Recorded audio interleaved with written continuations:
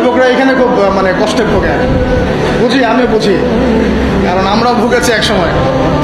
হ্যাঁ, 8-10টা বিয়ের প্রস্তাব দিয়েছি, মানুষ গ্রহণ করে নাই। হ্যাঁ, কারণ হচ্ছে আমার টাকা পয়সা ছিল না, বাড়ি নাই, টাকা নাই, কিছু নাই।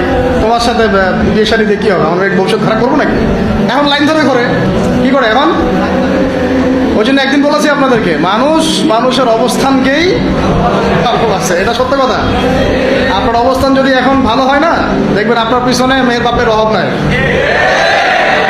আর আপনার তো এখন চাকরি বাকরি নাই, জমি জমা নাই, হ্যাঁ, আপনার টাকা পয়সা কম, আপনি দৌড়ান মানুষের পিছনে, আপনাকে পাত্তা দিবে না।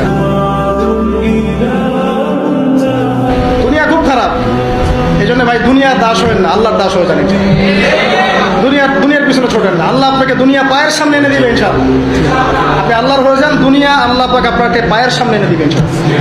তখন দুনিয়ার প্রতি আপনার মোহ কাজ করবে, সিরিয়াসলি বলছি, মোহ কাজ করবে। আল্লাহ আমাদেরকে সবাইকে পরকালের স্বার্থে কাজ করার তৌফিক দান।